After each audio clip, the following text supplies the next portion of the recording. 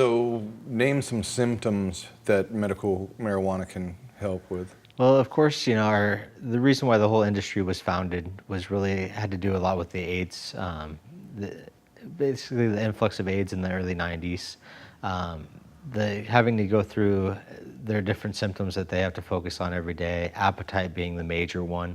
Sativas are great for that. They do help increase the appetite and give what we call the munchies, but it's really more how it makes them feel and actually gets and it helps their appetite increase just due to the fact that they're feeling better. They're not as nauseous throughout the day, and it just kind of it's a little bit more soothing for a lot of those people, a lot of the AIDS patients that we see. Cancer patients is extremely common. We see a lot of people going through the different symptoms that the chemotherapy will cause. As they're adding poisons to their body, they're finding not only are they in pain every day, their joints hurt, obviously their appetite with the nausea. So more as a nausea suppressant, sativas are good for, while we'll focus usually on more of the indicas towards the evening for those members so they can get a good night's rest, especially when they have another bout of chemotherapy in the next day. And you'll see these people come in and work off their prescribed drugs. They're really not finding any type of relief. So cannabis, without causing any side effects, is great for that. It doesn't impede any of their progress as far as getting rid of the cancer, but it really only helps them just function and improve their quality of life, throughout some of the toughest battles of their life for a lot of these people. Crohn's disease is another very common one. The majority of Americans come from different backgrounds, and Eastern Europeans are very. It's very common for Eastern Europeans to get Crohn's disease, which is basically your intestines are basically infected or have inflammation, and it can be very painful. So just being able to help those people, such as myself, get through that when we do have an outbreak. I've had quite a few people that are epileptic. They still are taking their epilepsy medicine. Usually there's 2 or 3 that are common that people will be given, but a lot of the times in the evening, after taking all the prescription medicine, they'll just want something to relax and without any fear of having to have another seizure or anything along those lines. So epilepsy is a big one that we see. And really a lot of our anxiety, a lot of our younger members have a lot of anxiety issues, especially, getting through college, like I mentioned earlier, or just dealing with their family life, or, they really don't know how to handle their stress as well as maybe an older person. So we find that a lot of hybrids can help calm them down, and, really they're trying to medicate without having to take all the prescription pills that they've been given from their other doctors. So, and a good hybrid can do that. It can it can cut their prescription uses in half. I've seen all the way down to complete, I guess, cutting off their prescriptions completely.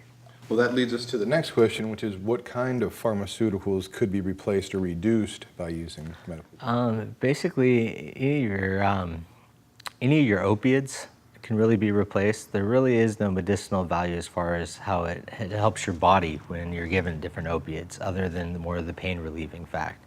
So really, when you have to weigh what it does to your liver and your kidneys and even your stomach by taking these opiates that are prescribed in comparison to taking cannabis, where there really are no long-term side effects. There's really, the short-term side effects are minimal, and usually it has to do more with appetite. And we all know that nobody's ever died from cannabis, where on a regular basis we hear the horror stories of the different opiates. So that would definitely be a big one. I would never ever recommend getting off your prescriptions completely without consulting with a doctor.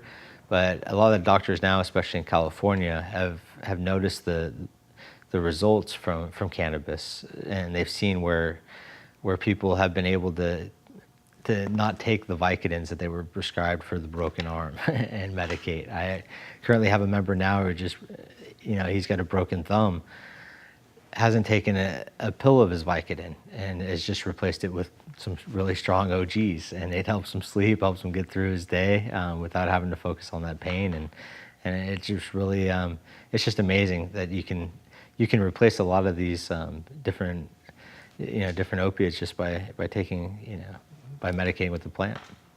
So does synthetic THC work as well as medical cannabis? Synthetic THC has been around for quite a few years, mainly in Canada. There's a company that's produced it, and actually one of the first publicly traded companies in the world having anything to do with THC. THC is basically a delta 9 and is the psychoactive piece of the plant matter. So yes, synthetic THC can help for those people, like I said, that have more psychological ailments. But yeah, as far as if you are looking to replace the plant matter, there's really two cannabinoids: the THC side of it, which is a great extract, like I said, psychoactive. But there are elixirs now, which are basically pure CBDs that have been developed, and they're doing amazing things. So yes, I would say not just the THC, synthetic THC is effective, but yes, there is also the CBDs that are effective as well. So what are the benefits of edibles, tinctures, vaporizing over smoking? Really, it's the effect on your body. Through smoking, there are different carcinogens that we inhale, as well as the plant matter.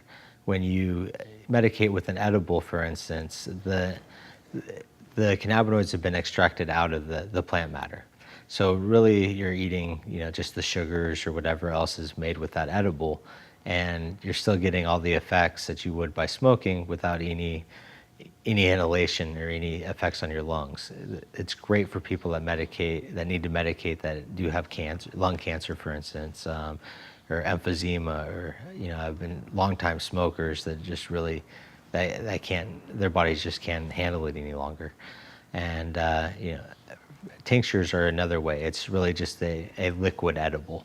And usually that's extracted either with glycerin or with a straight alcohol. A lot of people will use anything 100 proof or higher, and what they'll do is they'll take plant matter, the flower itself, and they'll put it in a jar, about a 50-50 ratio, and they'll let it sit in the corner of a room with a dark corner, and let it sit for 3 to 6 weeks.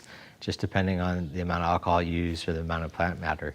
And just by being able to extract those cannabinoids, you're able to put it in a liquid form. And again, without having to smoke it, yes, it's easier on a lot of the elderly members. Now, vaporizing is popular for a couple reasons. It's much easier on your lungs as you're not burning the plant matter. You're decarboxylating it, which means you're heating it up to roughly 290 degrees or higher. And when you do that, all you're doing is you're actually burning the flavonoids, which is extremely enticing to a lot of members who enjoy the flavor of the different medicines, because you really get the purest taste. And the effects of it are just as potent as you would if you were to smoke it out of a water pipe or a joint. So it definitely is a very beneficial way to medicate and still save your lungs, especially for those, there's a large part of our industry that don't enjoy smoking, and this way it still lets them enjoy the medicinal value of cannabis without having to go through that process and where it burns their throat or is a little bit harsh. So what kinds of records do you keep as a bud tender?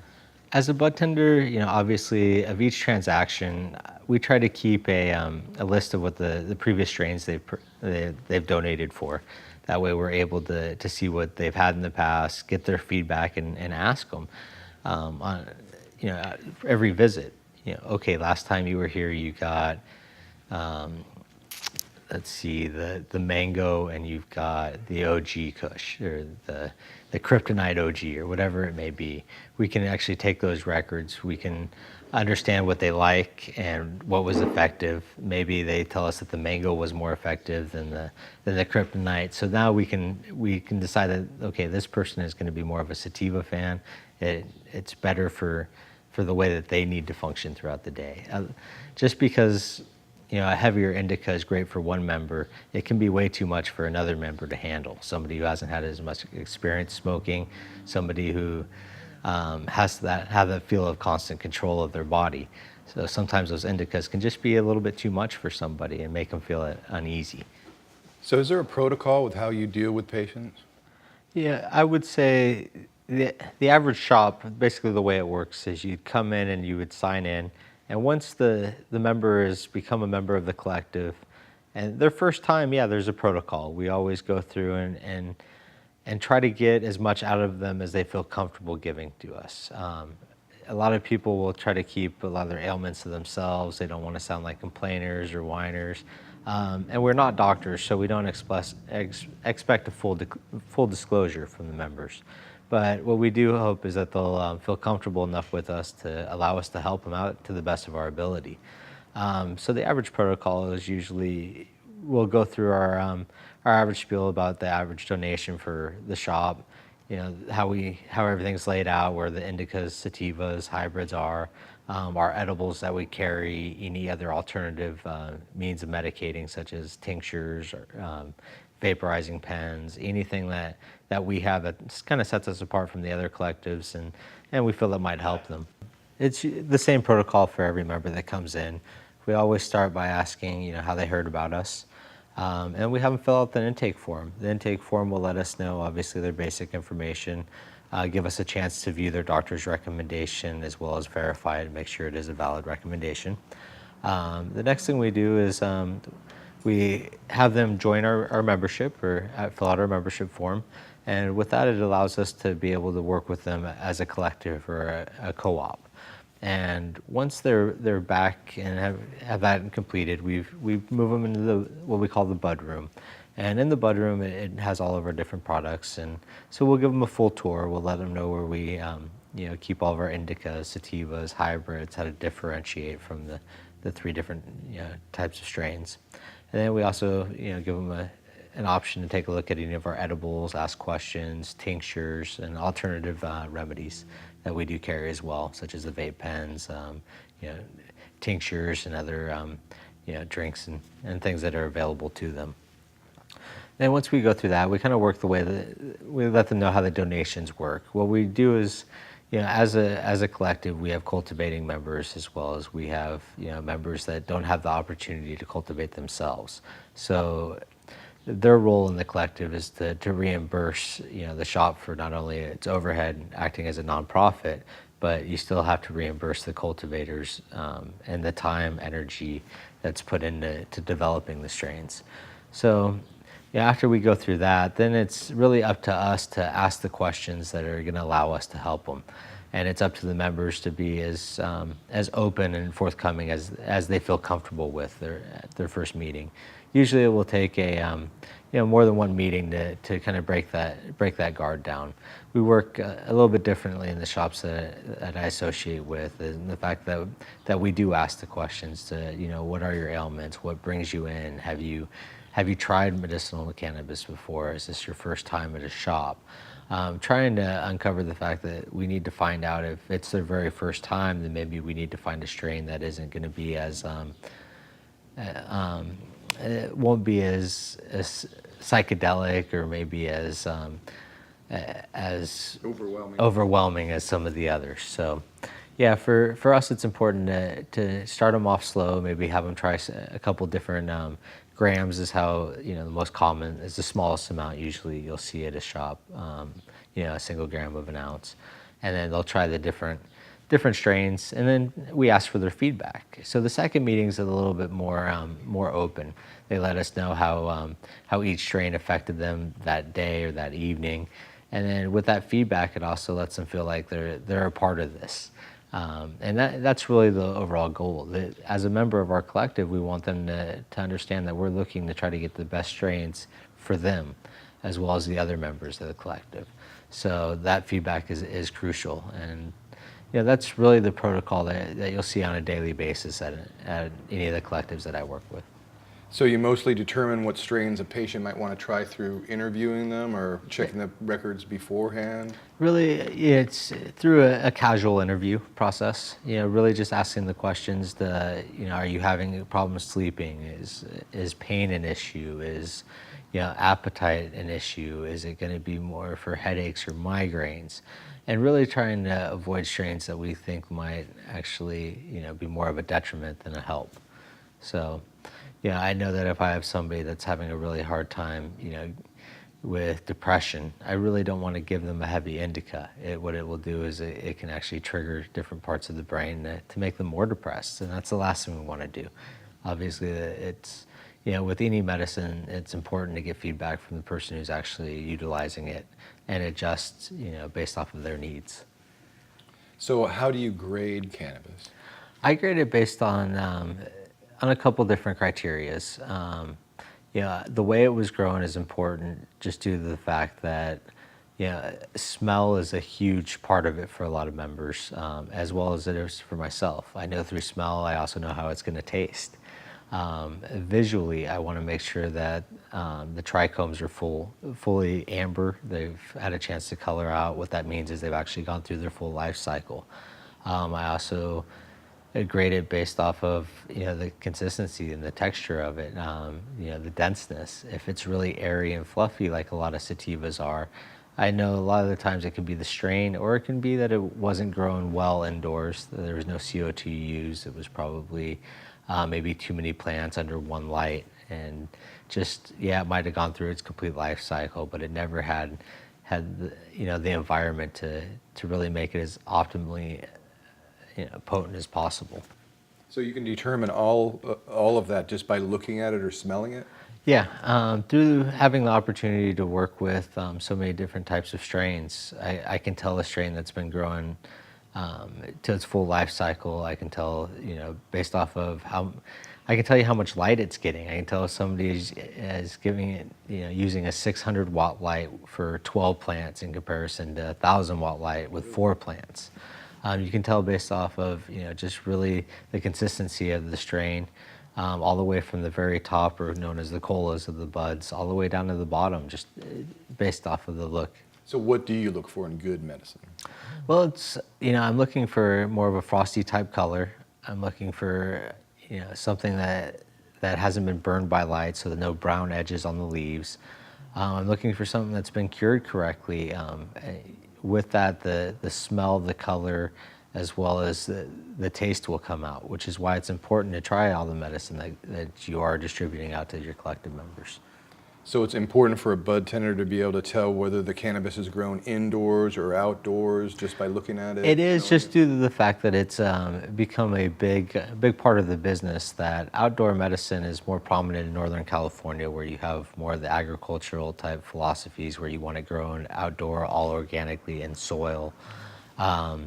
Where indoor you have to use more chemicals to feed the plants and make sure that it's getting the nutrients it needs to complete its life cycle. So how can a bud tender, how do you tell the difference between methods of growing? Really, it's a lot of practice and a lot of conversations with the growers themselves. Really, it's not something that you're going to be able to pick up on until you've had a chance to take a look at an outdoor strain and an indoor strain. You can see through the consistency of the strain how it was grown. I've never seen an indoor strain that's as hard as a rock, that smells like dirt, in comparison to an outdoor strain, which is very common. They do have a traditional outdoor smell, which is very common nowadays with organic being as popular as it is. So what are the important things to look for when you're buying for your collective? Well, really the important thing is never to start off with too much of one strain before trying it, because no matter what the looks and everything will tell you, you never know the potency until it's until you've had a chance to ingest it. So what I would always suggest is, whenever you are looking to purchase medicine for the collective or be able to donate that money back to the cultivator, make sure that it's medicine that you've tried and is effective. I've seen some of the best looking strains in the world that have no effect on me whatsoever, and vice versa. Sometimes the ugliest strains that have the worst smell will actually affect you more than others. So really, until you ingest it and try it, there is no easy way to do it. And most cultivators would, will allow you to sample the product before you purchase, before you decide to work with them. It can be deceptive. It can be very deceptive, and really over time is really the time, practice, and like I said, the actual trying the product yourself is the only way that you can become a professional at it and make sure that you're doing the best thing for all of your members of your collective. So how do you present the medicine to someone that's trying to figure out what kind to get? Well, I would always present it. I try not to give them too many options. A lot of times it can be confusing. We try to give them about 3 or 4 different options based off of what they told us, their ailments were and their symptoms. And just off of personal experiences from other feedback that you've been given from members, we'll usually start off and, like I said, we'll find out what their ailments are, and I'll try to compare it with other members that I've worked with in the past and let them know that, maybe the ones that have been more successful than others. And again, just like when I'm looking to work with a cultivator, this member is looking to work with me. So I'm not gonna ask them to purchase any large amounts. I really want them to try a variety of different medicine. Maybe, like I said, those 3 or 4 strains that I brought out that I thought might be good. Maybe try to have them do a small amount of each, try them out, get their feedback, and we can work with them better, as going forward. So how do the patients sample the medicine? They can't smoke it there in the shop. The majority of the members will usually go off a smell. They look for specific smells, like for instance, a great Jack Herrera will have a very good piney smell to it. They'll look for that to know that it's really what it says it is. Names have become a detriment to our industry. People will name strains based off of trying to make it more enticing or more for marketing, where it's not as much about the actual genetics of the strain, which is unfortunate. So smell is about the one consistent thing that you do have. I can smell an OG and tell it apart from a Super Silver Haze instantly. And now a lot of members have become, much more knowledgeable about the subject, so they can now do the same thing. They know what they're looking for. And By smell, and then we can judge it. They usually try to describe the smell, and I'll usually pull out 1 or 2 that I think would be close and try to get their feedback based off of that. But really, you can only go off of looks, feel, and really your smell, and then to really decide if that's going to be the right strain for you while you're at the shop. Unfortunately, we're not allowed to medicate there, so there's no way for them to test it before leaving. So how do you prepare or package the medicine for them? Well, currently the most common way is to use the prescription pill bottles.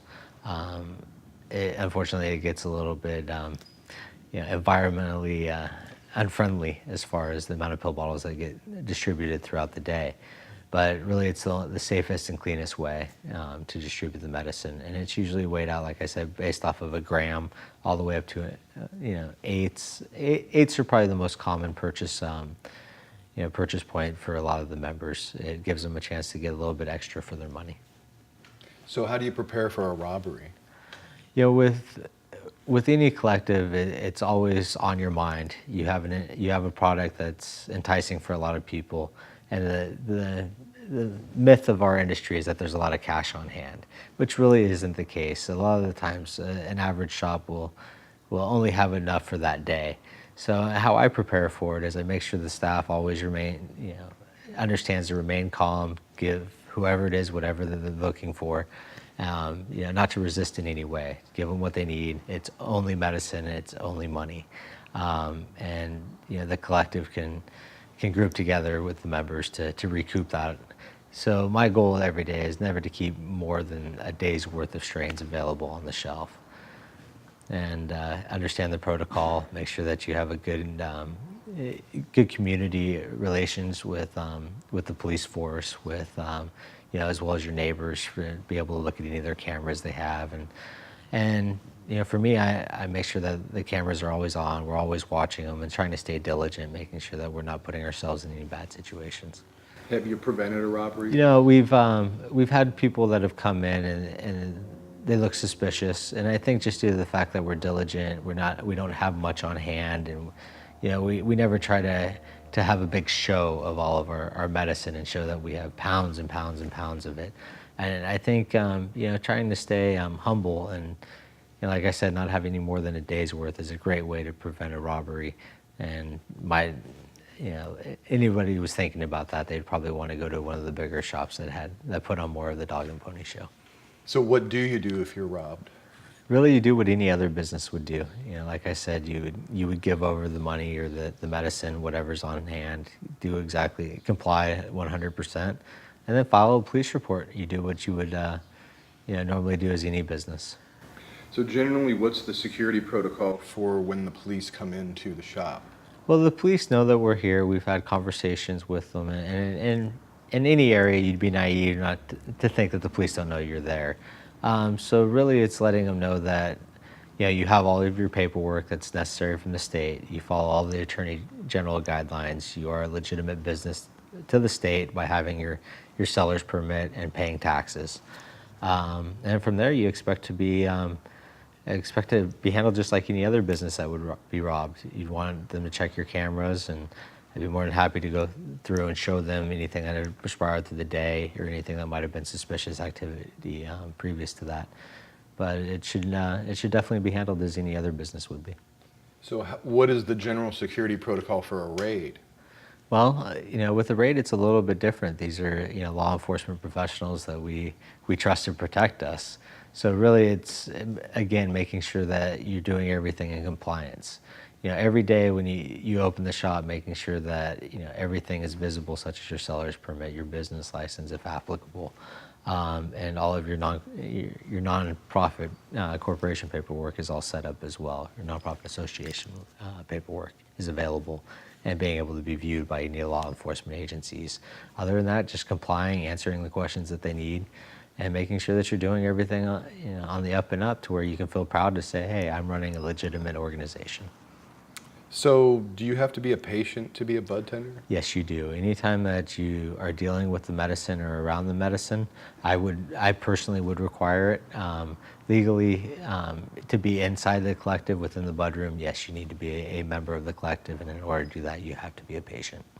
So how are bud tenders paid? Are there benefits or salary, or how does it work? Well, as a bud tender, the way a lot of people start off in the industry is very much similar to an internship. We call them volunteers. It's a non-paid role within the organization, and it's really out there trying to gain knowledge of the strains and the medicine, working with the members, and really learning the industry. As you become a little bit more knowledgeable of the subject, you can then work your way into a paid role within the nonprofit. Nonprofits are allowed to pay their employees and are allowed to operate as any other business would. Obviously nothing excessive. And in this business, it is not a get-rich-quick type of business. Every day is it has to run operationally like any other business. We work off of a very small margin. Most of the money goes back to the cultivating members. As a volunteer, you're really, one of the biggest perks of the job is being able to sample the medicine. And that's really just due to the educational piece of it and being able to educate the members as they come in. Most collective owners will agree that your bud tenders should have had a chance to try the different strains before they can talk about it. So it's going to be a different scenario for each collective? By far. Some of your larger collectives that have worked out agreements with their bud tenders, I know in some of them that I've talked to, they pay their bud tenders $10 an hour, while some others that I work with pay strictly with the medicine itself and just in donations and meds. Some really they do it just strictly as a volunteer with no compensation whatsoever. So your potential for a raise or getting a promotion is pretty much based on? It would be based off of the shop that you went into and worked with, and that would be one of the criteria, obviously, when you were going into it, what your goal would be. If it's strictly to make money, then you find a collective that pays their employees. Usually there's different ways that they pay taxes and workers' comp on them. But the majority of your smaller shops, that's really not going to be a huge opportunity to be promoted higher than a bud tender unless you become, a partner on the board of directors. So you really have to become part of the board or own the collective in order to make more than, say, a minimum wage or an hourly wage. Correct. All right. So do you see this as a lifelong career for people? For people, it's hard to speak for the community, but I know myself and some of the others that I've associate myself with. Yes, it's our lifelong career. This is what we do. We're passionate about it. We believe in the cause. We've seen it grow year after year into an industry where yes, you can make enough to pay your bills and do something you love. And for me, that's really been my dream all along.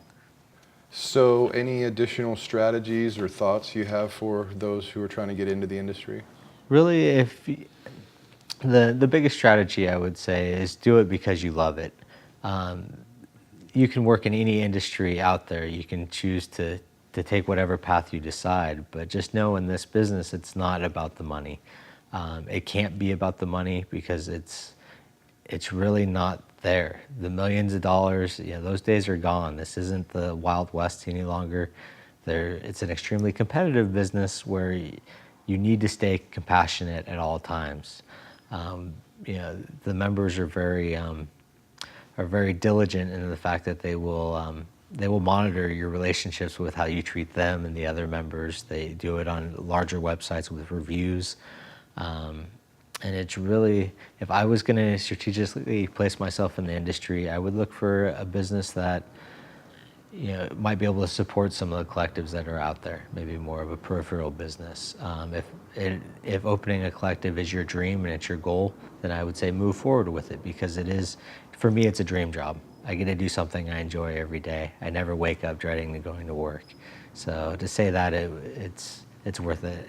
Every day it's a new adventure and I've learned something new. And so make sure that it's a passion. If it's not, then find something else. So Jason, do you have any advice or strategies for any upcoming bud tenders?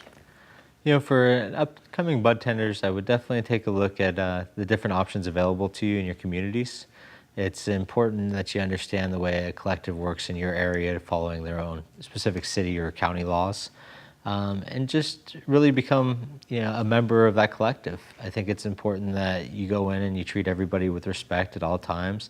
And a popular term is building an internal champion.